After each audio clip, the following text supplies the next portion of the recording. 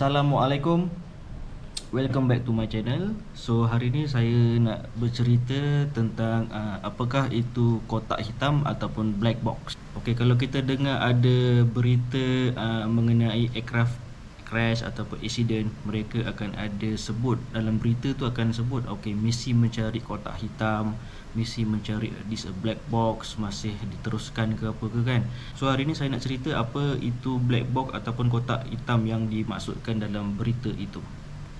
Hanya kotak hitam saja yang mampu merungkai misteri kehilangan pesawat MH370. Menurut Pengarah Penyelidikan dan Kejuruteraan Lembaga Keselamatan Pengangkutan Kebangsaan Amerika NTSB, perakam data penerbangan itu mampu bertahan pada kedalaman lebih 20,000 kaki. Kotak hitam biasanya merujuk kepada perakam data penerbangan atau Flight Data Recorder (FDR) dan perakam suara kokpit atau Cockpit Voice Recorder (CVR) dalam setiap pesawat.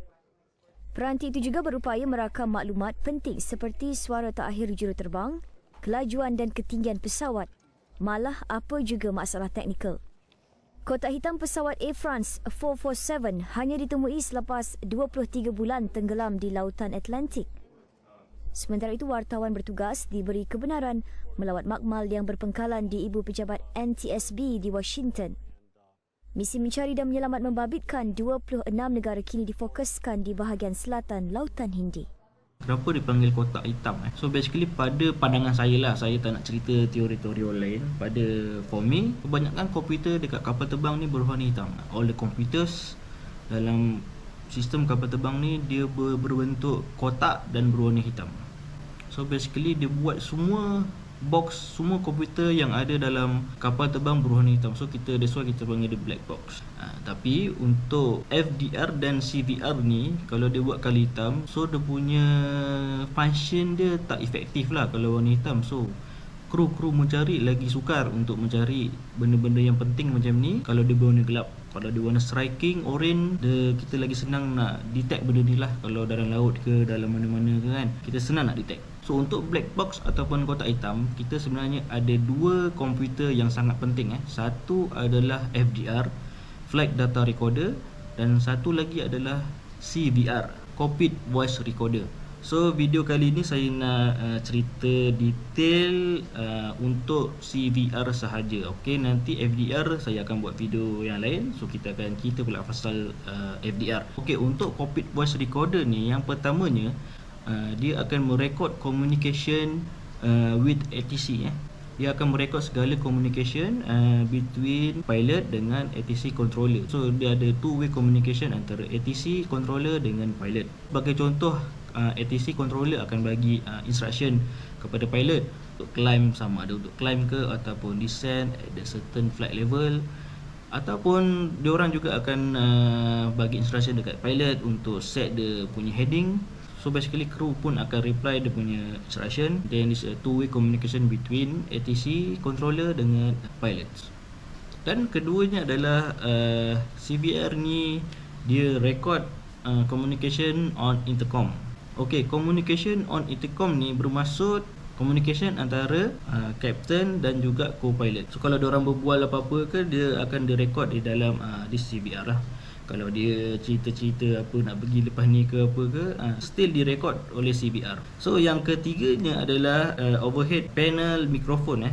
So overhead microphone ni dia akan rekod segala bunyi-bunyi sound dekat kokpit, ambient sound ataupun warning sound. Basically kalau ambient sound ni kita boleh dengar macam bunyi engine, macam kalau warning ni, any warning yang keluar daripada kokpit, macam bank angle warning, autopilot disconnect alert, overspeed alerts, kita akan dengar melalui mikrofon dekat kokpit ni. Okay, cockpit voice recorder di setiap kapal dia akan merekod secara automatik perbualan 2 jam terakhir penerbangan. So basically kalau kapal kita dah land, dah set the parking brake, so 2 jam sebelum tu perbualan di dalam kokpit, segala perbualan dah direkod di dalam CVR. So basically ada juga jenis kapal yang kita kena set manually untuk this CVR to record all the communication. Okay, sebenarnya CVR ni dia punya function, dia punya purpose adalah semata-mata untuk merekod all the communication in cockpit. Tapi yang paling penting adalah ULB ni adalah underwater locator beacon yang attach dekat di CVR. Okay, this ULB yang akan transmit all the emergency signal. Dia mempunyai watertight casing.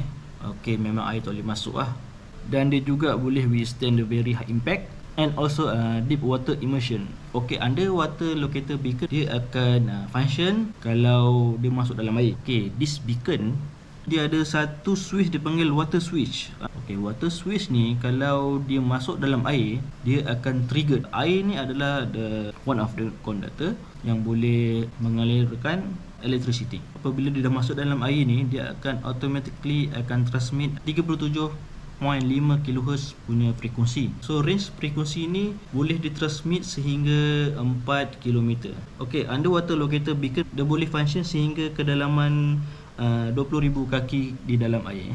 So underwater locator beacon, okay, dalam dia ada bateri, special bateri Apabila beacon ni dah masuk dalam air, this all dah masuk air, dia dah trigger and transmit the signal. Okay, bateri ni dia berupaya help the beacon to transmit the signal selama 30 hari. Ada juga bateri yang boleh bertahan selama 90 hari. That one depend on part number of bateri. Okay, underwater locator beacon bateri ni dia boleh bertahan selama 6 tahun.